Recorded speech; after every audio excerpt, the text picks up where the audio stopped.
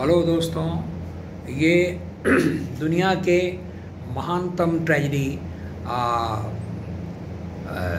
Oedipus the king Oedipus Rex के बारे में जो वीडियो मैं बना रहा हूँ, जो सोफोक्लिस ग्रीक नाटककार 5वीं शताब्दी ईसा पूर्व में जन्म लिए महान ग्रीक नाटककार सोफोक्लिस का नाटक जो ईडिपस द किंग है, उसका ये दूसरा भाग है। मैं बता रहा था कि ईडिपस ने थीबस में आश्रय लिया था। वहाँ उसने थीबस वासियों को बचाया था एक दैत्य से जिसका नाम स्फिंक्स था। जब वो कोरिंथ से थीबस की तरफ बढ़ा आ रहा था तो वहाँ थीबस में बहुत बड़ी विपत्ति आई हुई थी।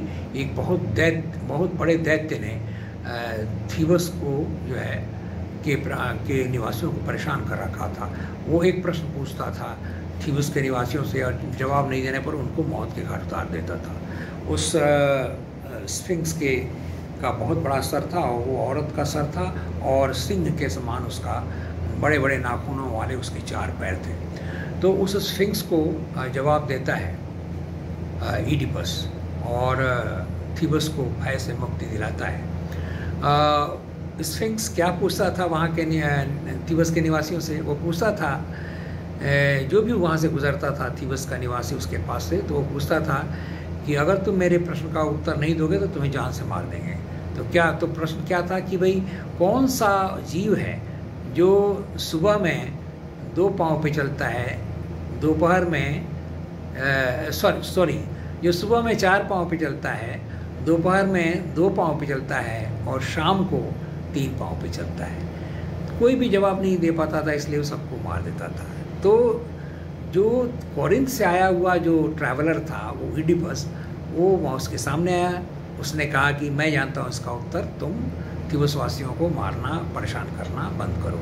तो वो कहता है कि वो जानवर आदमी है, क्योंकि आदमी जब जन्म लेता है तो 4 पाँव पे चलता है। तो मॉर्निंग यानी सुबह, यानी आदमी के जीवन का सुबह क्या है? बचपन। तो बचपन में आदमी 4 पाँव पे चलता है और दोपहर यानी उसकी जवानी में वो 2 पाँव पे चलता है और बुढ़ापे में लाठी लेके चलता है तो 3 पाँव पे चलता है। तो स्फिंक्स जो है वो वहाँ से चला जाता है और थीबस को भयमुक्त कर देता है। जब थीबस के वासियों को पता चलता है कि स्फिंक्स जो है उनका देश छोड़ के चला गया है और वो भय से मुक्त हो गए हैं, तो खुशी के नाच उठते हैं खुशी से, और वो जय जयकारे लगाते हुए रानी के पास ले जाते हैं, जोकास्टा के पास, थीबस की रानी के पास, और बताते हैं कि ये युवक जो है जो अजनबी है। ईडिपस जो है उस समय नया आया हुआ था थीबस में। तो रानी उस समय तक विधवा हो चुकी थी। तो वो रानी को प्रस्ताव दिया जाता है कि राज्य की रक्षा के लिए और थीबस को सुचारू रूप से के शासन को चलाने के लिए ईडिपस से आप शादी कर लें। तो थीबस की जनता के अनुरोध पे ईडिपस वहाँ की रानी जोकास्टा से शादी कर लेता है। लेकिन ये उसका दुर्भाग्य है कि वो अपनी माता से ही शादी करता है, क्योंकि जोकास्टा उसकी माता थी। और बचपन में जोकास्टा के पति लेयस और जोकास्टा को एक ओरेकल ने, एक भविष्यवाणी करने वाले ने कहा था कि जो आपका पुत्र जन्म लिया है, सद्यजात शिशु जो है वो ईडिपस था। ईडिपस ने को बचपन में ये उसके बारे में एक भविष्यवाणी की थी, एक ओरेकल ने, एक भविष्यवाणी करने वाले ने, कि वो अपने पिता का हत्यारा होगा, अपनी माता से ब्याह करेगा। तो इस पर क्या किया कि थीबस के राजा और रानी ने निश्चय किया कि उसके पैर के पिछले हिस्से में लोहे की सलाखें, पिन लगा करके, जिससे वो क्रॉल करके रेंग करे कहीं बच न जाए, छुटपन में ही उसको एक चरवाहे को दिया जाता है कि वो ले जाके उसको रेगिस्तान में वहाँ छोड़ दो, जिससे कि वो धूप से, वो प्यास से मर जाए। तो वो शेफर्ड जो है उसको ले जाता है छोटे ईडिपस को। ईडिपस का मतलब भी होता है जिसका पैर फूला हुआ हो, वो जिसको छेदने से, लोहे से, उसके स्वोलन फुट, ईडिपस का माने ग्रीक में यही है, जिसके पाँव फूले हुए हों। तो बेचारा बचपन से ही अभिशप्त ईडिपस उसको पाँव में छेद करके लोहे से सलाखें, और उसको जो है पाँव को बांध करके लोहे से, और छोटा सा में जो है बच्चा 4-6 महीने का, उसको ले आता है रोता हुआ बच्चा उसको गोद में ले जाता है शेफर्ड उसको, कि वो रख करके वीरान जगह में किसी रेगिस्तान में वो ले जाता है। वहाँ उसको दया आ जाती है और एक आदमी उधर से गुजरता है, एक दूत है कोरिंथ शहर का, मैसेंजर है, वो कहीं जा रहा होता है, वो उसको देता है और कहता है कि देखो भाई, इस बच्चे को तुम ले जाओ और पालो, मैं इसको मार नहीं सकता, इसके ऊपर ये श्राप है कि वो अपने पिता की हत्या करेगा और अपनी माता से शादी करेगा। तो वो दूत जो है, वो मैसेंजर, वो अपने देश कोरिंथ ले जाता है इडिपस को, और पॉलीबस और मेरूप जो वहाँ के राजा हैं कोरिंथ को, जो कि उनको कोई बच्चा नहीं है, उनको ले जाके दे देता है। तो पॉलीबस और मेरूप जो है उसको अपने बच्चे की तरह पालते हैं। वहाँ वो जब जवान होता है तो वहाँ उसकी मुलाकात होती है एक ऑरेकल से, जो वो बताता है कि वो अपने बाप का पुत्र नहीं है, वो किसी और का बेटा है।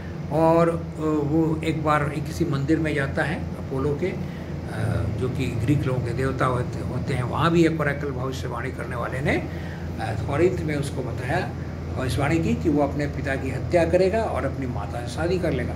तो उसको लगा कि कोरिंथ का जो राजा है पॉलीबस, उसको वो मार देगा इसी बात पे, और वो अपने पिता का ही हत्यारा बन जाएगा और अपनी माता से शादी कर लेगा। इस बात से वो इतना दुखी होता है कि वो निर्णय लेता है कि कोरिंथ को अगर वो हमेशा से छोड़ देगा तो ये बात होगी नहीं, अपने पिता की हत्या नहीं करेगा, चाहे कितना भी किसी का अभिशाप हो। तो अपने भाग्य से बचने के लिए वो जवानी में कोरिंथ से चल देता है, और मैंने बताया कि रास्ते में उसे थीबस का राजा मिलता है, उसकी हत्या करता है, और वाकई वो अपने पिता की हत्या कर देता है अजनबी समझ के, और अपनी माता से शादी कर लेता है। उसके जीवन में और बहुत से नाटकीय मोड़ आते हैं इस महान नाटक में। देखिए, सोफोक्लिस के नाटक जो है ना, उनमें प्लॉट बहुत ही कॉम्प्लेक्स होता था, क्योंकि प्लॉट को बहुत महत्व देता था। बहुत सारे ट्विस्ट एंड टर्न हैं। एक बार जोकास्टा उसको मना भी करती है कि ज़्यादा गहराई में जाने की चेष्टा नहीं करो। जब वो जान जाती है कि वाकई ये मेरा पुत्र ही है जिससे मैंने शादी की है, तो बाद में पता लगता है तो बहुत गुस्सा भी होता है, और उसको एक बार तलवार से लेकर के अपनी माता की हत्या करने जाता है, क्योंकि उसने जानते हुए भी उसको बताया नहीं। तब तक किंतु वो पश्चाताप में रानी जो है वो अपने को फांसी लगा लेती है, और जब तक ये पहुंचता है उसके पास, वो फांसी लगा लेती है। और वहाँ वो जब झूल रही है उसकी लाश, तो उसमें एक ब्रूच होता है, एक कांटा होता है जिससे अपने वस्त्र को बांधे हुए है रानी, तो वो कांटा निकाल करके वो अपनी आंखें भोंक लेता है, क्योंकि उसे ये बर्दाश्त नहीं है कि वो सब कुछ देखे जो पाप उसने किए हैं। यानी उसने अपनी ही माता से जो 4 पुत्र, 2 पुत्र और 2 पुत्री होते हैं वो अपने ही माता से उसके 4 बच्चे होते हैं, तो ये पाप उससे देखा नहीं जाएगा, इसलिए वो अंधा हो जाता है। तो टायरेसस ने जो शुरू में कहा था कि तुम दुनिया के सबसे बड़े अभागे होगे, और वो अंत में जो है जन्म से ही अभिशप्त ये नायक जो है बहुत मेजरेबल अवस्था में वो थीबस छोड़ के चला जाता है। तो ऐसी है ये दुखांत कहानी। इसमें भाग्य का एक बहुत ही सशक्त रोल है, लेकिन कहीं ना कहीं नाटककार कहता है कि उसके घमंड का, उसमें एक दोष है कि वो किसी चीज़ को बहुत क्रोध है उसमें, और उसने अगर टायरेसस को, उस अंधे भविष्यवाणी करने वाले को बेइज्जत नहीं किया होता, बहुत ज़्यादा उसने छानबीन नहीं की होती और जिद्दी नहीं होता, तो शायद वो अपने भाग्य से बच सकता था। लेकिन ये अभिशप्त नायक है जिसकी ये कहानी है। तो ऐसा कथानक है इस महान नाटक का, और दुनिया की महानतम ट्रेजेडी में गिनी जाती है। संभवतः ये दुनिया की बेस्ट ट्रेजेडी है, और जिसमें भाग्य का बहुत बड़ा रोल है, लेकिन कैरेक्टर का भी है। Both fate and character play a very decisive role in this great play by Sophocles. तो नमस्कार दोस्तों, ऐसी है ये कहानी सोफोक्लिस के इस महान नाटक इडिपस रेक्स या एडिपस द किंग के बारे में। इडिपस के बारे में उसने 3 नाटक लिखे। इसके बाद जब वो अपने 2 बेटियों को लेके अपने साथ लेके, एक बेटी एंटीगोन को लेके वो चला जाता है अपने साथ, वो उसका साथ देती है, उसकी आंखें जब चली जाती हैं तो एंटीगोन को लेकर वो चला जाता है नाटक के अंत में। तो शुभ रात्रि दोस्तों। आज हमने दुनिया के महानतम ट्रेजेडी के बारे में बात की और एक बहुत ही महान नाटककार सोफोक्लिस के बारे में बात की। आज हमने ग्रीक नाटक के विषय में थोड़ा कुछ जाना कि किस तरह ग्रीक नाटक जो है थ्रू आउट सीरियस होते थे, उसमें कोई कॉमेडी का रिलीफ नहीं होता था। जो शेक्सपियर के नाटकों में कॉमिक रिलीफ होता था वो ग्रीक नाटक ट्रेजिक नाटकों में नहीं होता था। तो पीटी एंड फियर क्रिएट करना इसका उद्देश्य होता था।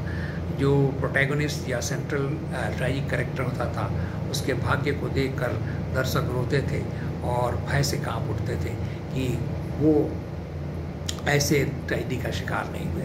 तो पीटी और फियर से उनकी आत्मा रिक्त हो जाती थी, स्वच्छ हो जाती थी, क्योंकि थिएटर हॉल में ही वो ये दोनों भावनाएं पूरी तरह से उनके दिल से निकल चुकी होती थी और अपने हल्के मन से वो घर अपने जाते थे।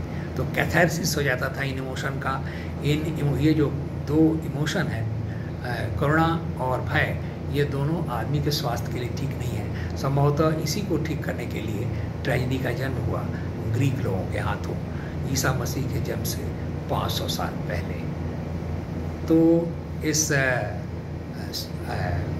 डिस्कशन के बाद दर्शकों में विदा लेता हूँ और मुझे बहुत खुशी है कि मैंने संक्षेप में आपसे डिस्कस किया ईडिपस राजा ईडिपस के जीवन के बारे में कहानी।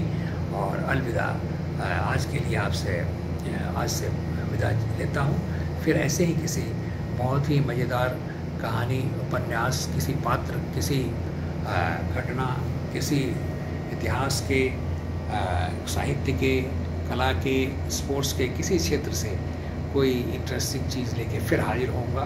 तब तक के लिए नमस्कार, शुभ रात्रि।